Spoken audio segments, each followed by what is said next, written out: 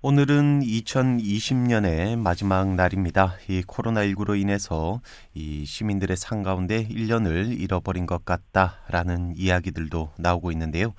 이 코로나19 백신 확보와 개발, 또 공공의료 영역과 이 긴급 돌봄 사업 지원 확대 등 이 정부와 지자체가 코로나19에 대응하기 위한 여러 가지 내년 대책들을 또 발표하고 있습니다. 이 가운데서도 울산이 또 코로나19 대응에 이 사회서비스원 설립 추진위원회를 구성한다는 소식이 나오고 있는데요. 오늘은 이 소식에 대해서 자세히 알아보도록 하겠습니다. 나은내일 연구원 이승진 이사 연결돼 있습니다. 안녕하세요. 네, 안녕하세요. 네, 먼저 이 사회서비스원이 내년도에 이 울산에 설립이 된다라고 저도 들었는데 이게 뭐 네. 어떤 일을 하는 기관입니까? 네, 이 사회서비스원은 정부와 지자체가 이 요양보호사, 또 장애인 활동 지원사, 또 보육교사처럼 이 노인과 장애인 이 영유아를 돌보는 사회서비스 영역에서 일하는 이 전문 직업인들을 직접 채용을 해서 그분들의 처우 개선과 함께 서비스의 질을 높이겠다는 취지로 이제 운영하는 공공기관인데요. 현재 지자체 현황을 살펴보면 17개 광역시도 가운데 서울과 대구, 또 경상남도, 경기도, 세종, 충청남도, 광주, 강원도, 대전, 인천 등 이 11개 지자체에서 지금 순서대로 설립해서 운영하고 있습니다. 네. 그러니까 현재는 이 전국의 10여 개의 지자체가 이 돌봄 서비스를 제공하는 인력을 직접 채용을 해서 이제 운영을 하고 있다는 말인데, 네네. 그럼 이 코로나19 상황이 지금 계속 길어지고 있는데, 이런 형태의 일자리들이 앞으로 뭐 계속 조금 더 늘어나겠군요. 네, 맞습니다. 지금 현재 이 정부 계획을 살펴보면 2022년까지, 그러니까 이 내후년까지 세운 이 고용 목표 인원이 6만 3천 명입니다. 이 유사한 직업군이라고 할 수 있는 이 국민건강보험공단에서 일하는 인원이 전체 1만 6,118명이니까 사실상 4배에 달하는 사회서비스형 일자리가 공공 영역에서 만들어지는 것이죠. 네, 이 상당히 많은 또 일자리가 생기는 것 같습니다. 자, 이제 한국도 이 고령 사회에 또 진입을 하고 이 여성들의 경제 활동도 늘어나면서 이 특히나 가족 돌봄에 대한 개념이라든지 또 사회 구조가 이 변화되고 있는 것 같습니다. 그럼 이 사회 서비스원이 이런 사회 변화의 영향을 받아서 설립되는 것이라고 이렇게 이해하면 되겠군요.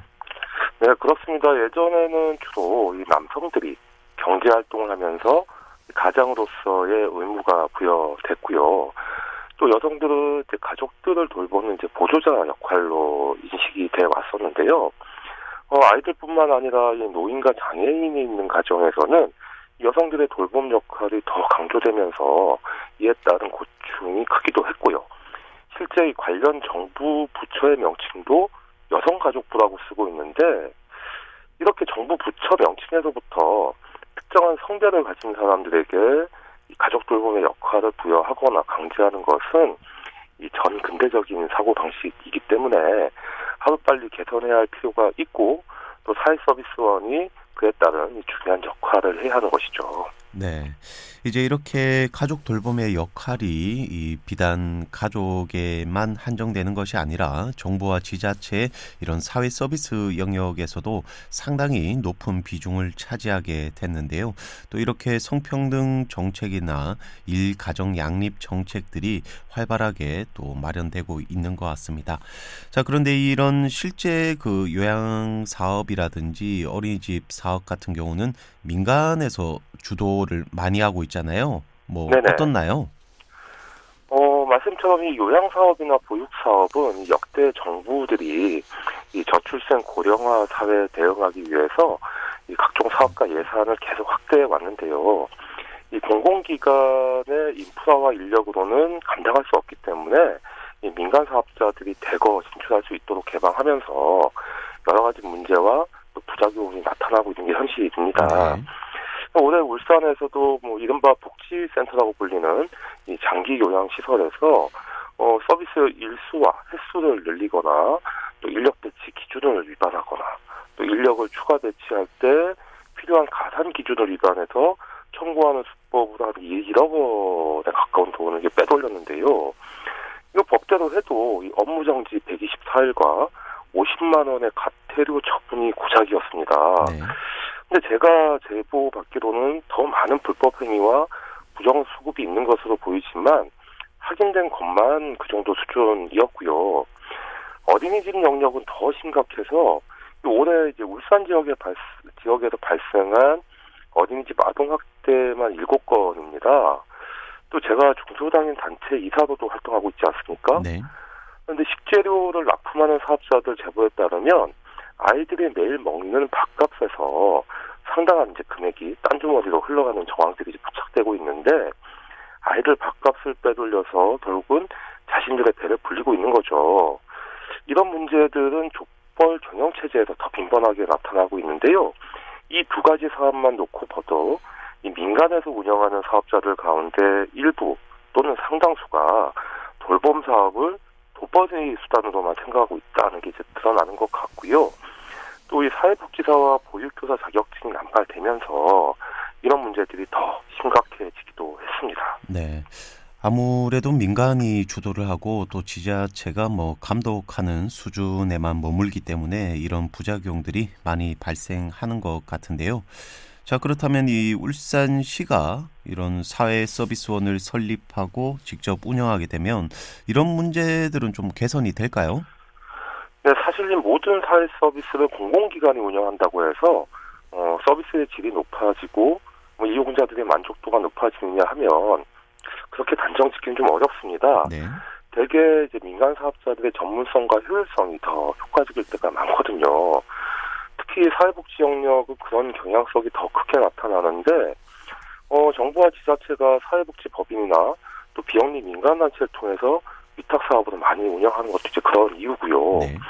하지만 앞서 말씀드린 노인 요양 기관이나 시설 또 어린이집에서 벌어지는 문제들을 놓고 봤을 때 이 사회 서비스원이 이를 변화시킬 수 있도록 선도할 수는 있을 것 같고요. 시립 요양원이나 국공립 어린이집에 대한 수요가 이렇게 늘어나듯이 이 민간 기관들이 바람직한 방향으로 운영될 수 있도록 유도하고 또 지원해야 할 필요가 있는 것이죠. 그리고 또 울산시민 복지 기준에 명시된 이 생활임금 체계를 만들고 사회 서비스원 종사자들에게 먼저 적용하면 상당한 수준으로 이 처우 개선이 이루어지게 되고요. 또 질 좋은 일자리에서 결국은 또 높은 서비스 만족도가 나타날 가능성이 그만큼 높아지는 거거든요. 그런데 한 가지 더 주목해야 할 점은 코로나19 사태가 터지고 이 장기화되면서 이 사회 서비스원의 역할이 더 주목받고 있다는 사실입니다. 네. 자, 그러면 이 코로나19 사태와 이 연결해 봤을 때 예를 들면 좀 어떤 경우에 이런 사회 서비스원의 역할이 조금 더 강조가 될까요? 네, 이 코로나19 사태 이후에 이 긴급 돌봄 서비스를 비롯해서 이 사회 서비스가 우리 사회까지 존립하기 위한 필수 노동으로 지금 대두되고 있는데요. 민간 영역에서는 사실상 여러 가지 위험과 부담 요소로 인해서 오히려 위축되는 경향이 높았습니다. 네. 특히 지리적으로 외진 곳에 있거나 또 인구가 적은 지역은 이 민간 사업자들이 아예 진출하지 않는 것이 현실이고요. 그러다 보니까 지역별 편차가 심각해지는 원인이기도 하죠. 또 이런 상황에서 대구시가 특별 재난 지역으로 지정된 이 3월 달에 기존의 돌봄 서비스 제공 기관들은 운영을 중단하고 또 제공 인력들은 이제 돌봄 서비스를 중단할 수밖에 없었을 때 대구 사회서비스원이 긴급 돌봄 서비스 지원단을 구성하고 네. 이 돌봄 서비스 사각지대에 놓인 아동과 노인 그리고 장애인 또 그 가족들에 대한 긴급 돌봄 서비스를 시작하면서 이 사회서비스원의 역할이 무엇인지 이제 증명한 사례가 있습니다. 또 이어서 서울시와 경상남도 경기도 사회서비스원에서도 이 긴급 돌봄 서비스를 확대해 나가면서 이 사회서비스원의 역할을 이제 계속 강화해 나가게 된 것이죠. 네. 그러니까 이번 코로나19 사태에서 이 전국 각지에 있는 사회 서비스원의 그런 가치가 조금 드러났다. 이렇게 이해가 되는 것 같은데요. 자, 그런데 그렇다 하더라도 이 기존의 민간 사업자들은 그럴수록 조금 더 긴장할 수밖에 없을 것 같은데 이 문제는 어떻게 되나요? 네, 우리나라에서 이 사회 서비스의 주요 영역을 민간에서 수행해 온 게 현실이 있고요. 또 사회 서비스의 공공성과 책임성을 높이겠다고 하면 아무래도 이 민간 부분이 위축되지 않을까 걱정하는 것도 이해는 됩니다. 하지만 이 사회 서비스의 모든 영역을 공공기관이 소화할 수도 없고 또 공공기관과 민간기관이 서로 경쟁할 이유도 없거든요. 이 각자의 목적을 재정립하고 역할을 분담하면 될 일인데 이 과정에서 그동안 이제 부정적으로 나타나는 현실들은 어찌되었건 좀 일소할 필요가 있는 거고요. 울산시가 이번에 사회서비스원 설립 추진위원회를 구성하는 이유도 이러한 우려와 갈등 요소를 줄이기 위해서 소통 창구를 마련하는 것이다. 이렇게 이해하시면 될 것 같습니다. 네. 그러니까 이런 지자체에서 사회서비스원을 설립해서 직접 운영하는 게 이 민간 기관과의 뭐 경쟁이나 또 이들을 위축시키려는 게 아니라 이 사회서비스의 공공성 또 책임성을 다시 확립하고 또 이런 과정도 좀 민주적으로 소통해 나가자 뭐 이렇게 이해가 되는 것 같습니다. 자, 그러면 이 앞으로 울산 사회서비스원 이 설립이 곧 될 텐데 우선 추진위원회에서 좀 어떤 내용들을 좀 다뤄야 할까요? 네, 우선은 이 가정 방문 사업이 늘어날 테니까요. 이 코로나19 이후에. 네. 그래서 이 종합재가센터를 비롯해서 이 국공립 사회 서비스 시설을 어떻게 운영할지 또 민간 기관에서 나타나는 취약한 영역들이 있어요. 예를 들면 이제 노무, 법무, 회계, 또 시설 안전 문제들이 있는데 이런 사안들을 어떻게 지원할지 논의해야 할 것 같고요. 또 이와 관련된 연구를 통해서 울산 지역에 적합한 사회 서비스 표준 운영 모델을 개발할 필요가 있습니다. 이 역시 이제 민간 기관과의 협력이 필요한 부분이고요. 그리고 이제 코로나 팬데믹과 같은 위기 상황에서 긴급 돌봄 서비스를 비롯한 이 사회 서비스 이 필수 노동력을 어떻게 채용해서 위상을 정립하고 처우를 보장할지도 민간과 함께 논의해야 할 사안인데요. 공공과 민간 기관에서 일하는 사람들의 위상과 처우 격차가 벌어지면 안 되는 거니까 그렇습니다. 네. 자, 이렇게 사회복지 서비스 선도기관 또 모범 모델이 아마 돼야 할 것 같은데 자, 그럼 마지막으로 울산 사회서비스원 설립 추진위원회에 좀 당부하고 싶은 말이 있습니까? 네, 일단 두 가지 현안을 좀 말씀드리고 싶은데요. 최근 정부가 2022년까지 전국 모든 시도에 사회서비스원을 설립하고 긴급 돌봄 서비스를 강화하겠다 이렇게 밝혔는데요. 이 사회서비스 전달 체계 혁신 과제 가운데 이 사회적 기업처럼 이 사회적 경제 조직을 활용하겠다는 방안이 나와 있습니다.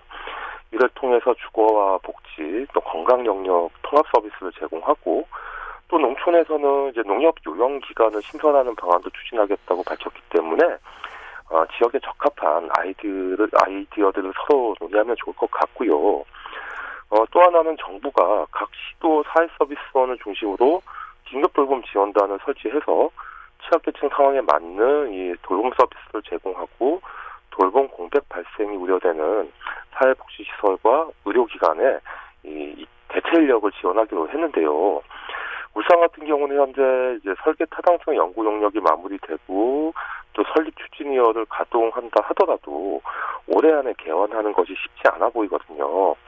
그래서 울산 지역은 사회 서비스원 개원하기 전이라도 정부 정책 방향에 부응해서 주요 사업들은 시범적으로 좀 운영할 필요가 있어 보이는데 그러지 않으면 지역별 서비스 격차 문제가 또 지적될 수 있기 때문이겠죠. 네. 오늘은 이렇게 코로나19 사태 이후 더욱 주목받고 있는 울산 사회서비스원과 또 울산시의 동향 또 남은 과제들을 알아봤습니다. 오늘은 여기까지 하겠습니다. 지금까지 나은내일 연구원 이승진 이사였습니다. 말씀 감사합니다. 네, 고맙습니다.